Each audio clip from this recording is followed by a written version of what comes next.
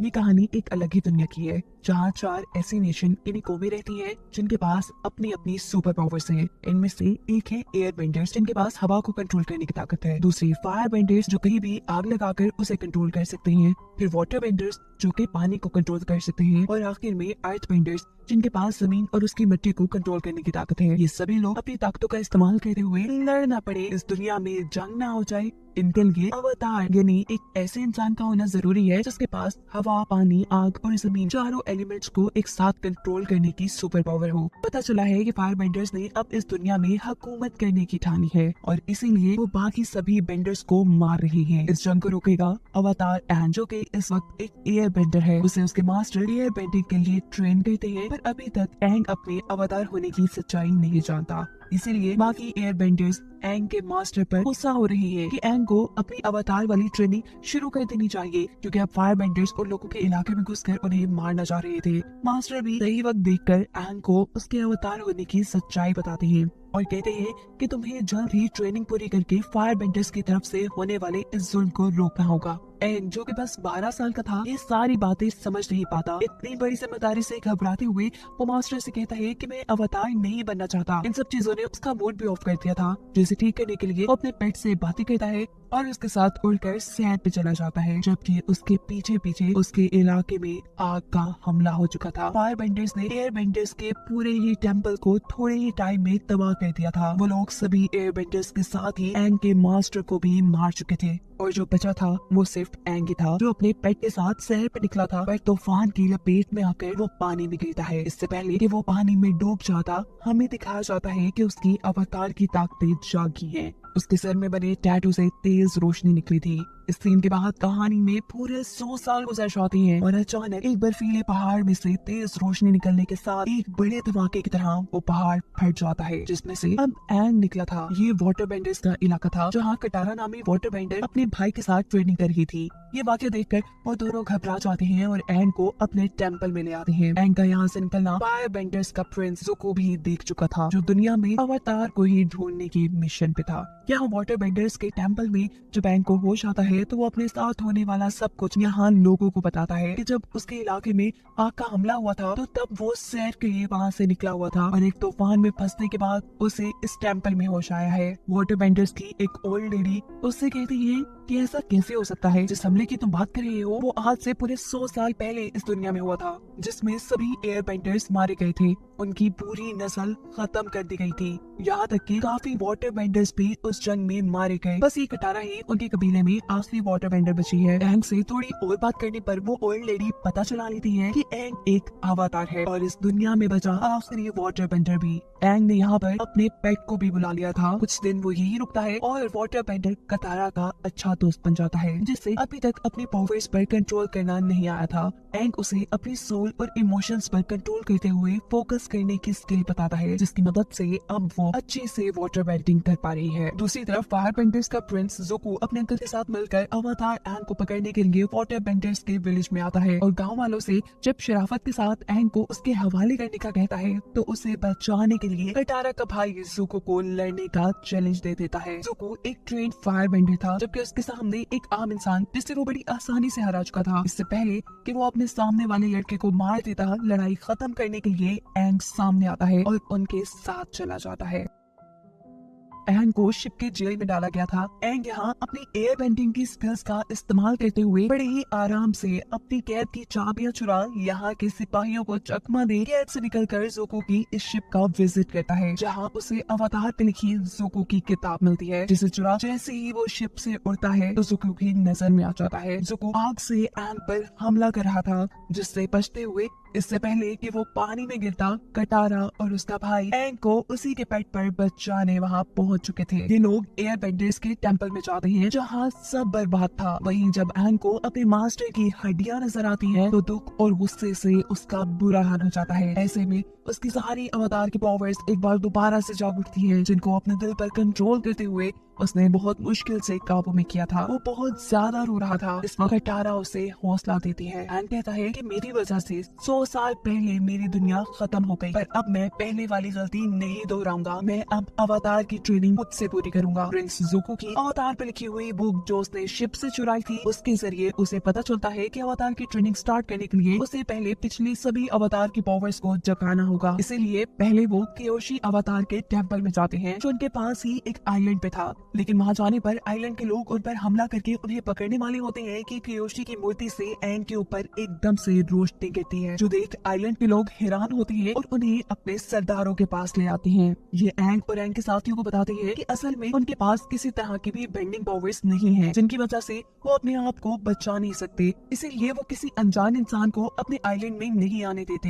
एंग कहता है पर मुझे बस कियोशी अवतार के बारे में जानना है, उनकी पावर्स को जगाना है, क्योंकि मैं खुद एक अवतार हूँ। ये सुन वो लोग उसकी मदद को मान जाते हैं और राहत में यही उनका पीछा करते हुए ज़ुको भी पहुंच जाता है और आइलैंड के लोगों से कहता है कि हम यहाँ पर एक मुजरिम को पकड़ने के लिए आए हैं। अगले दिन एंग दोबारा कियोशी की मूर्ति के पास जाता है और इस मर्तबा जब मूर्ति से रोशनी उसके ऊपर गिरती है तो वो अचानक ही सोल्स यानी रूहों की दुनिया में पहुंचकर अवतार कियोशी से मिलता है, जो उसे बताती है कि तुम्हारी पहले अवतार की ट्रेनिंग ना करने की वजह से दुनिया इस हाल तक पहुंची है और अब भी अगर तुमने ट्रेनिंग ना की तो वाटर बेंडर्स का इलाका भी तबाह हो जाएगा, जिसके विजन्स भी कियोशी ने एंग को दिखाए थे। वो कहती है कि ट्रेनिंग तुमने खुद से अकेले रहकर करनी है, सबका साथ छोड़कर, क्योंकि हमारे करीबी लोग ही हमारी कमजोरी होती हैं और अवतार कमजोर नहीं हो सकता। जिसके फौरन बाद कियोशी अपनी अवतार वाली पावर्स का इस्तेमाल करते हुए एंग की बॉडी पर कब्जा करके अपनी इंसानों वाली दुनिया में लोगों की मदद के लिए आती है, जहाँ उसे पता चल गया था कि उसके लोग मुश्किल में हैं। उनके ऊपर फायर बेंडर्स ने हमला कर दिया था। इस जगह पहले कटारा ज़ुको से लड़ रही थी, वो उसे अच्छी टक्कर देना चाहती थी, पर अभी खुद पूरी तरह ट्रेन ना होने की वजह से वो ऐसा नहीं कर पाती। पर कियोशी ने तो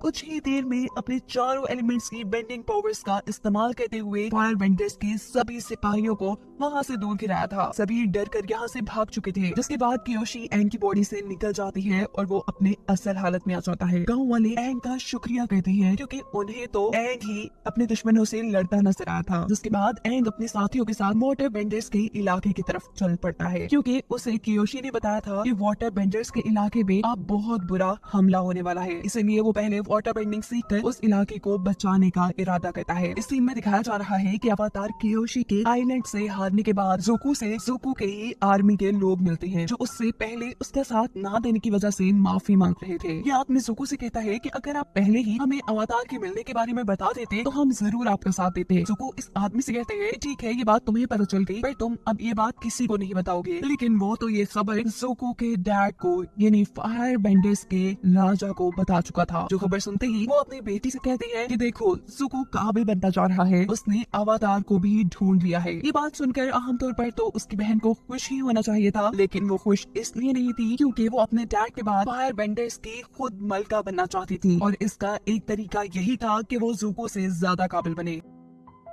जहाँ वाटर बेंडर्स के इलाके की तरफ उड़ते हुए एंग को अपने ही जैसा एक एयर बेंडर मिलता है जो हवा में उड़ रहा था। एंग फौरन ही उसका पीछा करते हुए एक ऐसे शहर में आता है जहाँ सभी अर्थ बेंडर्स रहते थे, जो जमीन, पत्थरों और जमीन की मिट्टी को कंट्रोल कर सकते थे। एंग बेचारा ये देखकर थोड़ा उदास हो जाता है कि उसे जो बच्चा उड़ता हुआ दिखाई दिया था वो कोई एयर बेंडर नहीं था, बल्कि एक साइंटिस्ट का बेटा था और अपने डैड के दिए एक गैजेट की मदद से उड़ पा रहा था। ये लोग उस साइंटिस्ट से भी मिलते हैं जो उन्हें बताता है कि फायर बेंडर्स अक्सर यहाँ पर आग के धमाके करते रहते हैं, जिनसे बचने के लिए उसने काफी सारी इन्वेंशंस की हैं। साथ ही उसने बादशाह के लिए बहुत से हथियार भी बनाए थे। साइंटिस्ट का बेटा एंग से कहता है कि तुम तो एक एयर बेंडर हो ना, तुम हमारी मदद कर सकते हो। दूसरी तरफ इसी बच्चे के उड़ने की खबर फायर बेंडर्स को भी पता चलती है कि अर्थ बेंडर्स के एक इलाके में उड़ता हुआ लड़का दिखाई दिया है, जरूर वो एक एयर बेंडर होगा। फायर बेंडर्स का प्रिंस ज़ुको इस बार भी अकेले अपने अंकल के साथ इस अर्थ बेंडर्स के शहर में आने का डिसाइड करता है और इसी शहर में कटारा एक ऐसे लड़की का पता चलाती है जो फायर बेंडर्स के लिए जासूसी कर रहा था और जब वो अपने साथी के साथ उनका पीछा करती है तो उन्हीं के हाथों पकड़ी जाती है। ये सभी फायर बेंडर्स मिलकर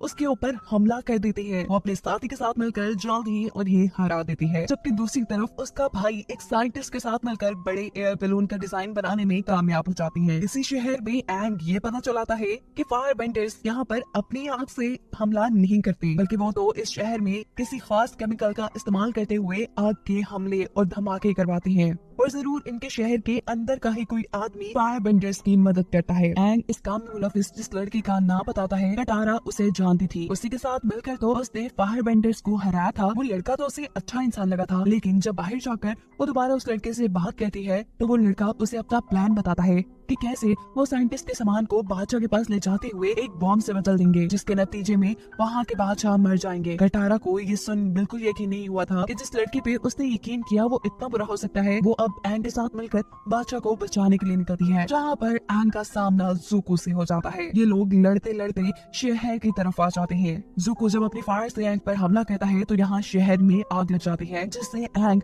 अपनी एयर बेंडिंग स्किल्स की मदद से बुझाने में लग चुका था। अर्थ बेंडर्स को भी यहाँ फायर बेंडर के आने का जब पता चलता है तो उनके सिपाही फायर बेंडर को पकड़ने के लिए आ जाते हैं और तब ज़ुको के अंकल इन सभी सिपाहियों के सामने अपनी फायर बेंडिंग की स्किल्स दिखाते हैं ताकि इन सबका ध्यान प्रिंस ज़ुको की तरफ जाए ही ना, जिसके नतीजे में अंकल और एंग दोनों ही पकड़े जाते हैं। इसी दौरान फायर बेंडर्स का जब एक साथी बादशाह को मरवाने के लिए बम वाले एक बॉक्स के ऊपर आग से चले एक तीर से हमला करने वाला होता है तो कटारा अपनी वाटर बेंडिंग स्किल्स का इस्तेमाल करते हुए उस तीर को बुझाकर बादशाह की जान बचा लेती है। यहाँ कटारा का भाई साइंटिस्ट से पूछता है कि तुम बादशाह के खिलाफ ही काम क्यों कर रही हो, जिस पर वो जवाब देता है कि ये करना मेरी मजबूरी है। फायर बेंडर्स ने मेरे बेटे को मारने की धमकी दी हुई है। कटारा एंग से कहती है कि सारी बातें छोड़ो, हमें एंग को बचाने के लिए महल में जाना होगा और साइंटिस्ट महल के खुफिया रास्ते के बारे में इन दोनों को बताता है जो जेल तक जाता था। सीन कट होकर हमें एक पास्ट का सीन दिखाया जाता है। 100 साल पहले जब एंग छोटा था उसका एक दोस्त हुआ करता था, बहुत ही अच्छा,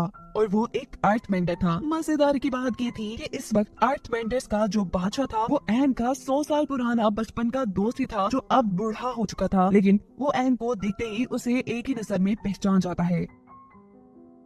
यहाँ कटारा और उसका भाई जो एंग को बचाने के लिए एक खुफिया रास्ते से महल के जेल की तरफ जा रहे थे, उनके रास्ते में एक खुफिया टनल आ जाती है, जिसके बाहर उन्हें एक आदमी भी मिला था जिसने उन्हें बताया था कि तुम इस रास्ते को अपने प्यार से ही पार कर सकते हो। लेकिन ये दोनों बहन भाई जो एक दूसरे पर एतबार नहीं करते थे, इस टनल में खो जाते हैं। बहुत ही मुश्किल से जब ये लोग आगे बढ़ रहे होते हैं तो इनका सामना एक मॉन्स्टर से हो जाता है। डर कर ये दोनों ही हाथ पकड़ लेते हैं। ऐसा करने पे वो मॉन्स्टर एकदम से खामोश हो चुका था। कटारा समझ चाहती है कि ये उनके प्यार की वजह से हुआ है। वो इसी मॉन्स्टर से बाहर निकलने का रास्ता जब पूछती है तो मॉन्स्टर यहाँ की दीवार तोड़कर एक रास्ता बना देता है और अब हमें दिखाया जाता है एंग को, जो कि अर्थ बेंडर्स के बादशाह का सामना कर रहा था। ये बादशाह बहुत ही ज्यादा गुस्से में था क्योंकि 100 साल पहले एंग की वजह से उनकी दुनिया तबाह हुई थी। इसका बदला लेने के लिए वो अपनी सारी अर्थ बेंडिंग पावर्स का इस्तेमाल करते हुए एंग के ऊपर हमला करता है। वो बहुत ही मुश्किल से अपने आप को बचा पाता है, जिस पर वो बादशाह गुस्से में उसे बताता है कि तुम अभी भी एक बच्चे की तरह सोचते हो, अवतार की तरह नहीं, और बच्चों के साथ मिलकर ही अजीब काम कर रहे हो। पर एंग जवाब में कहता है मैं कुछ भी गलत इस बार नहीं सोच रहा, मैं हर हाल में इस मर्तबा दुनिया को हर बर्बादी से बचाऊंगा और इसमें मुझे तुम्हारी जरूरत भी पड़ेगी। ये सुन वो बादशाह खुश होकर उसे छोड़ देता है। दिखाया जाता है कि जंगल से गुजरते हुए ज़ुको के अंकल को जिस नई जेल में ले जाया जा रहा था, रास्ते में ही ज़ुको अर्थ बेंडर्स के सिपाहियों पर हमला करके अपने अंकल को छुड़वा लेता है और हमें पास्ट का एक सीन दिखाया जाता है जिसमें हमें ज़ुको और उसके अंकल के रिलेशन के बारे में पता चलता है। ज़ुको ने उनका एक बेटे की तरह ख्याल रखा और जब ज़ुको को अपने फादर की तरफ से अवतार को ढूंढ लाने तक उनके इलाके में ना आने की सजा दी तो तब अंकल ने उसके साथ आने का फैसला किया और तब से अब तक ये लोग साथ थे। ये दोनों मिलकर सभी सिपाहियों को अपनी फायर बेंडिंग स्किल से मार गिराते हैं, जबकि दूसरी तरफ हमें दिखाया जाता है कि एंग और कटारा दोबारा वाटर बेंडर्स के इलाके के लिए निकल चुके हैं। यहाँ पर एंग कटारा से कहता है कि तुमने जल्द ही वाटर बेंडिंग काफी अच्छे से सीख ली है, जिसका जवाब कटारा देती है कि मैं अपनी वाटर बेंडिंग स्किल्स को अपनी दादों की किताब की मदद से बढ़ा रही थी। इन्हीं बातों के दौरान रास्ते में जंगल के अंदर उन्हें आग लगी दिखाई देती है। जब ये लोग वहाँ उतर कर चेक करते हैं तो यहाँ एक छोटा सा गांव था। एक आदमी एंग को बताता है कि पहले कुछ यहाँ पे मॉन्स्टर्स थे जो इंसानों को गायब कर लिया करते थे और फिर फायर बेंडर्स ने भी यहाँ पर हमला करके हमारे इस इलाके को तबाह कर दिया। एंग को भी यहाँ पर एक दूसरे डायमेंशन की एनर्जी महसूस हो रही थी। सीन कट होकर हमें फायर बेंडर्स के शहर में ज़ुको की बहन को दिखाया जाता है जो अपने डैड को कह रही थी कि उन्हें आर्मी जनरल की मदद से अवतार को ढूंढ लाना चाहिए। उसके डैड कहते हैं ठीक है तुम ये भी करके देख लो, लेकिन जो अवतार को पहले लेकर आएगा वही यहाँ का राजा बनेगा। ये काम चाहे पहले तुम करो या ज़ुको, पर ये बात याद रखना कि ज़ुको बड़ी ही तेजी से आगे बढ़ रहा है। ये सुन वो लड़की काफी गुस्से में आ जाती है। जबकि इस सीन में हमें दिखाया जाता है कि तबाह हुए गांव के अंदर जहां एंग को दूसरे डायमेंशन की एनर्जी महसूस हो रही थी, वो अपनी अवतार वाली स्किल्स का इस्तेमाल करते हुए अपनी और अपने दोस्तों की सोल को उस दूसरी डायमेंशन के अंदर ले जाता है, जहां उनके सामने एक अजीब सा मॉन्स्टर आता है जो गुस्से में इन तीनों को एक ही हाथ से मारकर दूर गिरा चुका था और बहुत जोर से चिल्ला रहा था। इसी दुनिया में कटाना के भाई को एक फॉक्स मिलती है जो उससे कहती है कि जिस मॉन्स्टर को तुमने देखा है वो काफी दर्द में है, तुम उसे दर्द से निकाल दो, तुम्हारी सारी मुश्किलें हल हो जाएंगी। यहाँ दिखाया जा रहा है कि कटारा को कटारा की मॉम इसी दुनिया में नजर आ रही है। वो अपनी मॉम के पास जाना चाहती है, लेकिन अचानक ही फायर बेंडर्स का उनके ऊपर हमला हो जाता है, जिनसे बचाने के लिए कटारा की मॉम कटारा को एक जगह पर छुपा देती है और फिर फायर बेंडर्स उसकी आंखों के सामने उसकी मॉम को जलाकर मार देते हैं। ये उसकी बचपन की यादें थी जिनमें वो पूरी तरह खो चुकी थी कि अचानक एक नया मॉन्स्टर उसके सामने आकर उसे कैद कर लेता है।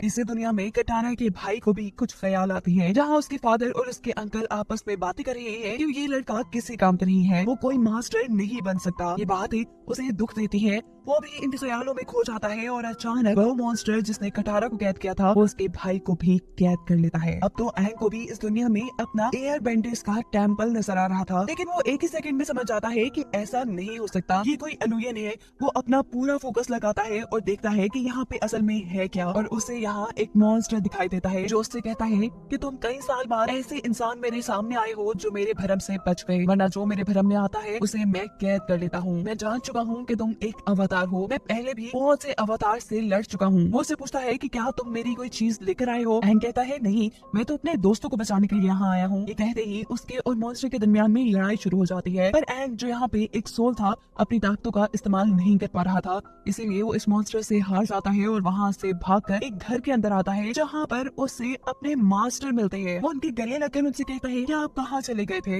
मुझे आपकी जरूरत है। अब एंग उनसे पूछता है कि मैं इस मॉन्स्टर से अपने दोस्तों को कैसे बचाऊं। मास्टर बताते हैं कि ये मॉन्स्टर लोगों को उनकी पुरानी यादों के जरिए कैद करता है, पर अवतार इसके जाल में नहीं फंसते। पिछली मर्तबा फायर नेशन के एक अवतार ने इनको अच्छी टक्कर दी थी और वो उनकी कोई खास चीज चुरा ले गया था। अगर तुम अपने दोस्तों को बचाना चाहते हो तो तुम जाकर इस मॉन्स्टर की वो चीज ले आओ। पर फायर बेंडर्स तो उनके दुश्मन थे, उनके इलाके में जाना एंग के लिए काफी खतरनाक साबित हो सकता था, पर एंग के पास कोई और रास्ता भी नहीं था, इसलिए वो अब जल्दी से इस सोल की दुनिया से असल दुनिया में वापस आता है और फायर बेंडर्स के इलाके की तरफ बढ़ जाता है। यहाँ पर एक आदमी, एक फायर बेंडर जिसे लगता था कि चारों किस्म के बेंडर्स के दरमियान में अमन होना चाहिए, वो एंग की मदद के लिए मान जाता है और एंग को अपने अवतार वाले टेम्पल में लेकर आता है, जहाँ अवतार की जमा की हुई काफी सारी चीजें थी। पर एंग को अब ये समझ नहीं आ रहा था कि इसमें से मॉन्स्टर की अहम चीज क्या होगी। इससे पहले कि वो यहाँ से कुछ उठाता, यहाँ पर दूसरे फायर बेंडर्स एंग को पकड़ने के लिए आ जाते हैं। अच्छा फायर बेंडर एंग से कहता है कि तुम अपना काम करो, इनको मैं खुद संभाल लूंगा। वो उन फायर बेंडर्स को संभालने की कोशिश में लग जाता है, जबकि एंग अपनी अवतार वाली पावर्स का इस्तेमाल करते हुए फायर बेंडर्स के अवतार से मिलता है, जो उसे बताते हैं कि मेरे पास उस मॉन्स्टर की माँ की मूर्ति है। वो अब असल दुनिया में वापस आकर जल्दी से वो मूर्ति उठाकर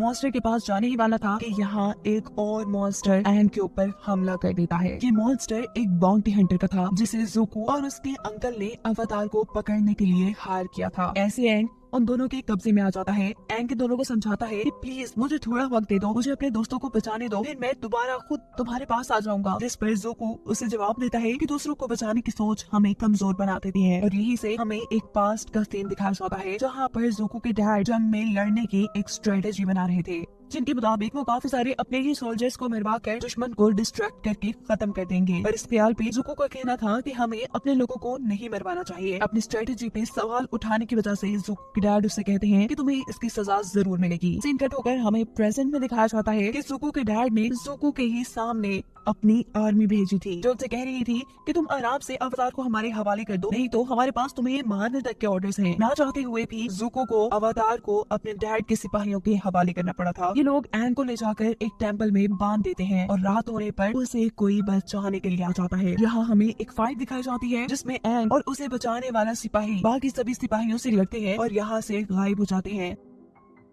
एंग देखता है कि उसे बचाने वाला और कोई नहीं बल्कि ज़ुको ही था। वो ये देखकर हैरान भी होता है और ज़ुको से कहता है कि तुम काफी अच्छे हो, तुमने मेरी मदद की, हालांकि तुम मेरे दुश्मन थे और तुम्हारी अवतार पर लिखी हुई किताब वो भी बहुत शानदार है, तुम बहुत सही हो। ज़ुको कहता है पागल मत बनो, मैं अभी भी तुम्हारा दुश्मन हूँ और किसी भी हाल में तुम्हें खुद पकड़कर अपने इलाके में जाना चाहता हूँ। ये बात कहते ही वो एंग के ऊपर हमला कर देता है और दोनों एक दूसरे से लड़ने लग जाते हैं। एंग उसके हमले का मुकाबला करते हुए उसी को गिरा देता है और उसे कहता है कि मुझे लगता है कि तुम्हारे चेहरे के साथ साथ तुम्हारे दिल पे भी एक गहरी चोट है। और इस कहानी को जानने के लिए हमें पास्ट में दिखाया जाता है कि ज़ुको के डैड ज़ुको से लड़ रहे हैं। ज़ुको उन्हें अच्छी टक्कर देता है लेकिन चाहकर भी उन्हें मार नहीं पाता, जिस पर उसके डैड उसे कहते हैं कि दूसरों को बचाने की चाह हमें कमजोर बना देती है। ज़ुको ने अपने डैड को ना मारकर अपने आप को कमजोर साबित कर दिया था और इससे पहले भी उसने अपने डैड की बनाई एक स्ट्रेटेजी पे सवाल उठाया था। इन दोनों चीजों की सजा उसके डैड उसकी एक आंख जला कर देते हैं। सीन कट होकर दोबारा प्रेजेंट भी शिफ्ट होता है, जहाँ एंग ज़ुको को एक बोट में बिठाकर उसे वहाँ से ये कहते हुए भेज देता है कि मैं अपने दोस्तों को बचाने के बाद तुमसे जरूर मिलूंगा। ज़ुको उसके ऊपर आग से हमला करता है जिसका एंग के ऊपर कोई असर नहीं होता। सीन कट होकर पास्ट में हमें दिखाया जाता है कि जब ज़ुको की आंख जली हुई थी तब उसके डैड उसके पास आकर कहते हैं कि तुम्हें जंग में एक सिपाहियों के बैच को बचाने की बहुत पड़ी थी, इसीलिए अब तुम्हारी सजा है कि तुम उसी बैच के साथ हमारे इस इलाके से निकल जाओगे, तब तक के लिए जब तक तुम्हें कोई अवतार नहीं मिल जाता।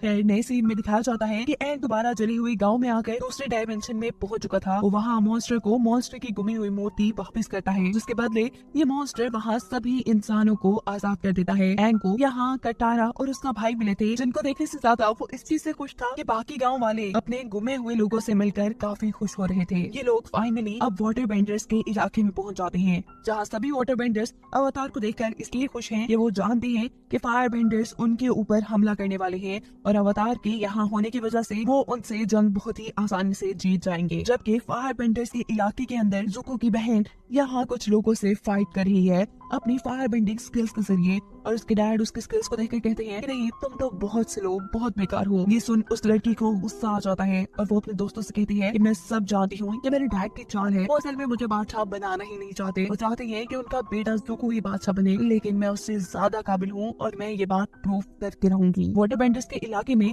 जब बड़े वाटर बेंडर्स एंग से बात करते हुए जंग की स्ट्रेटेजी बनाने का सोचते हैं तो एंग उन्हें कहता है कि मैं अभी इन चीजों के लिए काफी छोटा हूँ और अभी तक अपने दोस्तों की मदद लेता हूँ। तो ये सुन वो गुस्सा हो जाते हैं और उसे कहते हैं कि तुम कैसे अवतार हो, एक बेकार अवतार जो अपने कामों में अपने दोस्तों की मदद लेता है। हालांकि अवतार में इतनी ताकत होनी चाहिए कि वो किसी भी मुसीबत का अकेले में मुकाबला कर सके। एंड बेचारा ये सब सुन उदास हो चुका था। यहाँ कटारा जो कि एक अच्छी फायर बेंडर थी, वो जब यहाँ के लोगों से मिलती है तो उसे पता चलता है कि यहाँ की औरतें तो जंग में हिस्सा ही नहीं लेती, बल्कि वो अपनी वाटर बेंडिंग स्किल लोगों की सेहत को ठीक करने के लिए इस्तेमाल करती हैं और ये बात कटारा को काफी गलत लगती है। यहीं पर एंग अब एक नए अवतार से मिलता है उनकी पावर्स को एक्टिवेट करने के लिए और ये अवतार ऐसे कहते हैं कि तुम मेरे वाली ही गलती कर रहे हो, मैंने भी अपने लोगों को छोड़कर सोल्स की दुनिया में लोगों की मदद करना शुरू की थी और इसी वजह से लोग अभी तक मेरी इज्जत नहीं करते और यही सब तुम्हारे साथ भी हो रहा है। तुम्हें अपने दोस्तों को छोड़कर अपनी ट्रेनिंग पर ध्यान देना चाहिए। इन्हीं वाटर बेंडर्स के इलाके के अंदर कटारा के भाई को एक लड़की मिलती है सफेद बालों वाली, जिससे मिलकर उसे लगता है कि वो पहले उससे मिला हुआ है। अचानक उसे याद आता है कि ये लड़की उसे सोल की दुनिया में मिली थी, उस फॉक्स की शक्ल में जिसने उसे मॉन्स्टर की मदद करने को कहा था। पर ये कितना अजीब था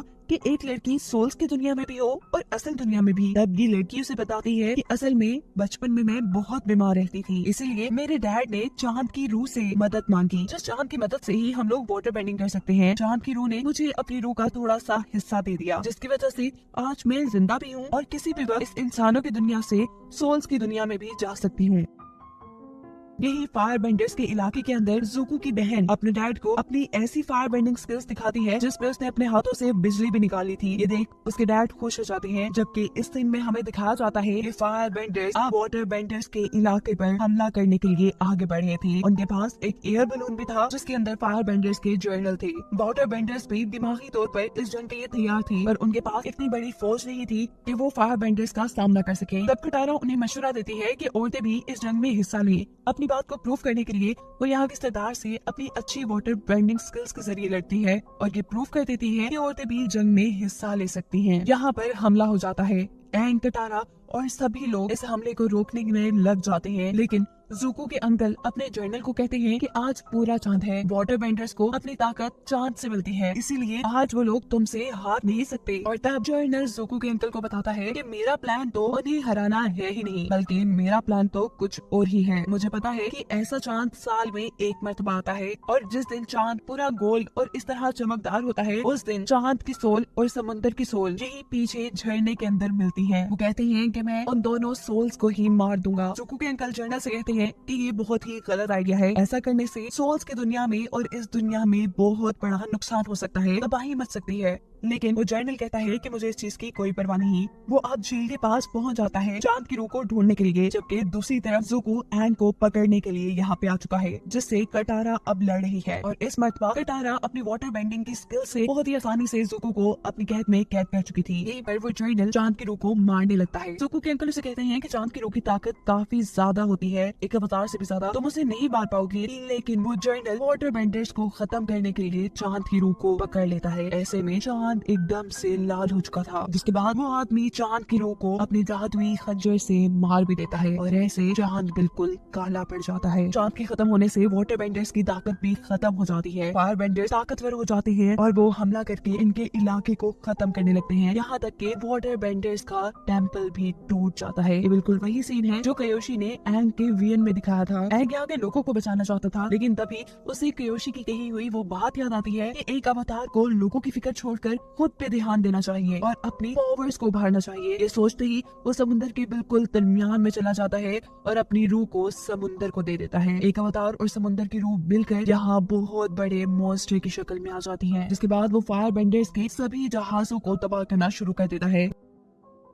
ज़ुको ये देखकर उससे लड़ने के लिए आगे बढ़ता है और ज़ुको को जिंदा देखकर फायर बेंडर्स का जर्नल गुस्से में आ जाता है, क्योंकि उसने तो ज़ुको को अपनी तरफ से मरवा दिया था। ये दोनों अवतार से लड़ना छोड़कर आपस में ही लड़ना शुरू हो जाती हैं। ज़ुको इसको बहुत मारता है और जब वो उसे हरा देता है तो तब ये आदमी ज़ुको को कहता है कि तुम्हें क्या लगता है कि तुम इस अवतार को पकड़ के भी ले जाओगे तो क्या तुम्हारे डैड तुम्हें बादशाह बना देंगे? अरे नहीं, वो तो तुम्हें बेवकूफ बना रही है। वो तुम्हें आगे रखकर असल में तुम्हारी बहन को जोश दिलाती है, जिसकी वजह से वो तुमसे ज्यादा ताकतवर बन रही है और वो उसी को असल बादशाह बनाना चाहती है। और मैं भी तुम्हारी जान का दुश्मन क्यों हूँ? इसीलिए कि ये भी तुम्हारे डैड का ही हुक्म है। यही सीन कट होकर हमें उस लड़की को दिखाया जाता है जो चांद के सोल के टुकड़े की वजह से जिंदा थी, जिसे हमने फॉक्स की शक्ल में सोल्स की दुनिया में भी देखा था। वो अभी भी कटारा के भाई से बात कर रही थी। वो कटारा के भाई को कहती है कि एक मर्तबा चांद ने मुझे अपनी सोल का टुकड़ा देकर मुझे जिंदा किया था और आज चांद को मेरी जरूरत है। ये कहते ही वो पानी के अंदर डूब जाती है, अपनी सोल को समुद्र और चांद के हवाले कर देती है और ऐसे चांद एक मर्तबा फिर से जिंदा होकर आसमान में चमकने लगता है।